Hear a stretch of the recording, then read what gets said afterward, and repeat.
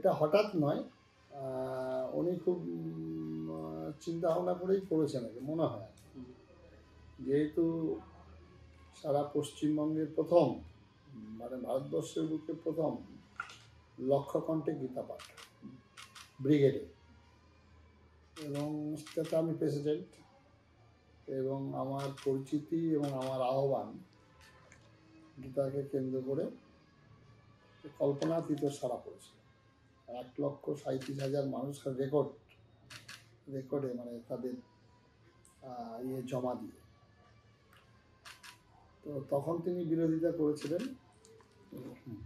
আমরা তাদেরকে অনুরোধও জানিয়েছিলাম আপনি নিজে আসুন, প্রধানমন্ত্রী আসার কথা ছিল, উনি এটা রাজনৈতিক প্রচার করলেন আর কি, যেটা প্রচণ্ড বিরোধিতা হয়েছে। একটা প্রথম কারণ। দ্বিতীয় কারণ হচ্ছে আমাদের বাংলার বুকে দুটো কুম্ভ মেলা করেছিলাম নদিয়ায়, তো ওপারে একটা এপারে, সেটা অভূতপূর্ব সাড়া পড়েছে, এবং পশ্চিমবঙ্গের সাধু সমাজের পক্ষ থেকে আমাকে একটা প্রেসিডেন্ট বানানো হয়েছে, এবং এখানে 3-4টে প্রতিবাদ হয়েছে। একটা রাজভবনে, যেটা মহুয়া মৈত্র যে আমাদের দেবদেবী সম্পর্কে কটূক্তি করেছিলাম তার বিরুদ্ধে। আর একটা হচ্ছে দুর্গা ঠাকুরের হাতে টিএমসির পতাকা দিয়েছিল পুজো মণ্ডপে, সেটা নিয়ে আমি প্রতিবাদে সোচ্চার হয়েছিলাম, এবং সেখানে শুভেন্দু অধিকারী প্রেজেন্ট ছিলেন। এটা এরপরে লাস্ট যেটা হলো, হুমায়ুন কবির একজন সিটিং এমএলএ সরকারের, তিনি যে ভাষায় বক্তব্য রেখেছেন প্রকাশ্যে যে আমরা এখানে 70%, 30% হিন্দু, 2 ঘন্টার মধ্যে কেটে ভাগীরথীর জলে ভাসি। ব্যাস, এইবারে আমি মাঠে নামলাম, এবং প্রথম বহরমপুর শহরে আমার ডাকে প্রতিবাদ সভা, তাতে বহরমপুরের হাজার হাজার মানুষ, যুবক সম্প্রদায় বাছা, তারা পথে হেঁটেছেন আমার সঙ্গে।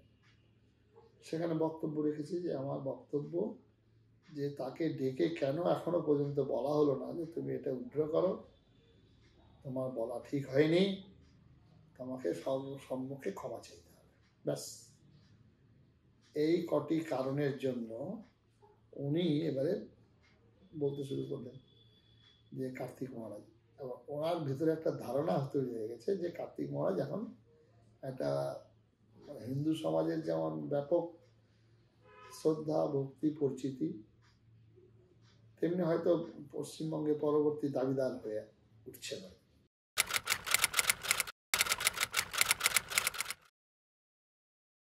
ভোটের উনি নাম নিয়েছেন, কিন্তু ভোটের মাঝেই এটা হয়েছে, যখন আমাদের হুমায়ুন কবির যে বক্তব্যটা রেখেছিলেন, এটা ভোটের তারপরের দিনই আমি প্রতিবাদ করেছি, তখন কিন্তু ভোট হয়নি। এবং এটাই ওনার ধারণা যে মহারাজজি এতে একটা ধস, অবশ্যই ভোট হিন্দু ভোট, এবং এদিকে বিজেপিতে যাবে বেশি।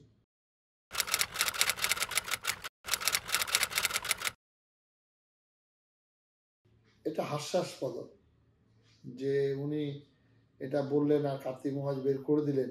উনি হচ্ছেন মুখ্যমন্ত্রী, এবং পুলিশ প্রশাসন তার হাতে। সেখানে কোনো বুথে কোনো লোক যদি আমার নাম করেও বলে, তাহলে তো তুমি আমাকে ডাইরেক্ট অ্যাকিউজ করতে পারতেন ওনার রাজ্য সরকারের পুলিশ দিয়ে। সেটা উনি করেন, এটা মিথ্যা।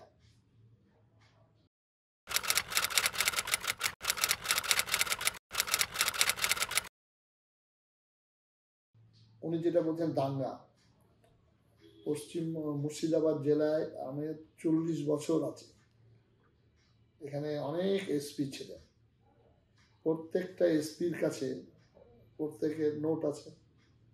আমি যদি দাঙ্গাকারী হতাম, দাঙ্গাবাজ হতাম, তাহলে 40 বছর যাবৎ এইভাবে জাতি, ধর্ম, বর্ণ, রাজনৈতিক দলমত নির্বিশেষে সেবা কাজ যে করে আসছে সেটা ব্যাঘাত হতো এবং মুসলমান সমাজের পক্ষ থেকে আমার বিরুদ্ধে একটা তারা আবেদন করতেন এবং রাজ্য সরকারের পুলিশের কাছে আমার ব্যাড রিপোর্টটা জমা করতেন।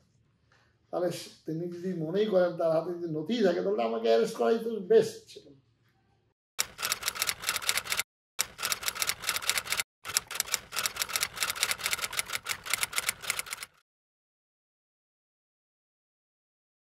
এখন শুভেন্দু অধিকারী তো আছেই, আসছে।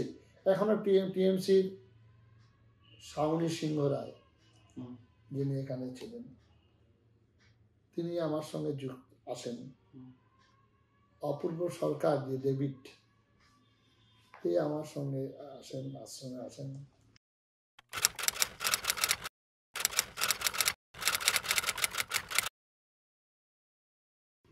অধীর রঞ্জন চৌধুরী কংগ্রেসের, তিনি আসেন, চাঁদা দিয়েছেন। মানে চাঁদা মানে কি, এমপি লাইফ থেকে টাকা।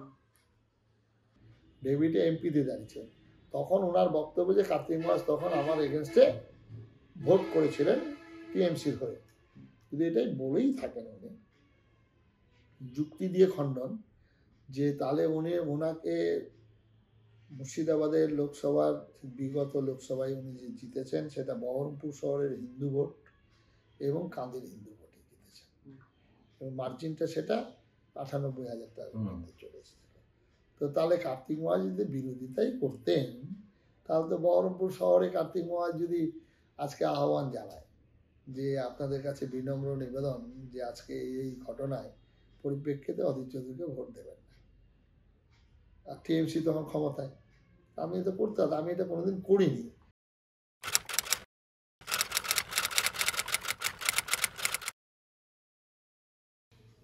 আমি বললাম ভারতবর্ষের এমন একজন প্রধানমন্ত্রী আমরা পেয়েছি যে প্রধানমন্ত্রী 11 দিন যাবৎ জল খেয়েছিলেন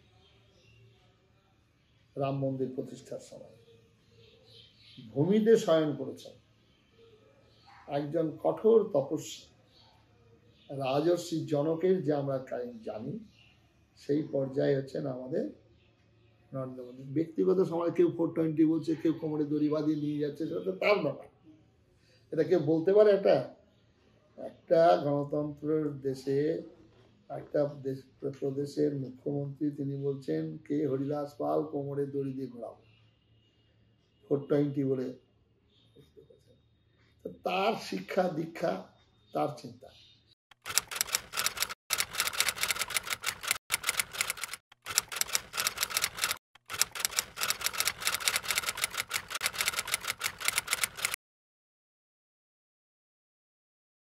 হ্যাঁ বলেছি হিন্দু সংহতির সবাই, এইরকম বলিনি, আমাদের আছে বক্তব্যটা আছে, ইউটিউব চ্যানেল আছে, নিয়ে নেবেন।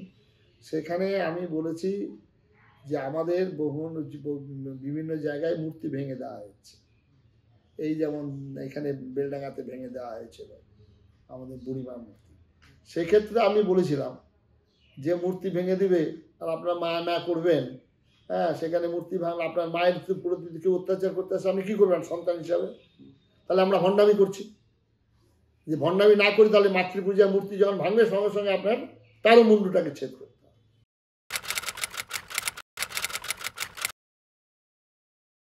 ভারত সেবাশ্রম সংঘের ভারতীয় সংস্কৃতি, ভারতীয় ধর্মের জন্য ভারত সেবাশ্রম সংঘ, রাষ্ট্রীয় স্বয়ংসেবক সংঘের কিছু কিছু প্রোগ্রাম এখানে হয়, তাদের ট্রেনিং, তাদের আরেকটা হচ্ছে বৌদ্ধিক হয়, সেখানে স্কুলের শিক্ষকরা এখানে এসে বৌদ্ধিক যোগদান করেন, সেখানে টাকা নেন, টাকা নিয়ে ঘর ভাড়া করেন, আমাদের হল আছে, ভাড়া করে তারা করেন।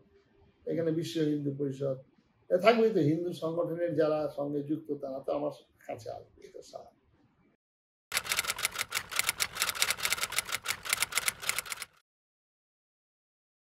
বজরং দলের সঙ্গে সেরকম সম্পর্ক নেই। তো বজরং দলে আমি বলে দিচ্ছি যে তোমাদের উগ্রতা আমি এটা সাপোর্ট করি।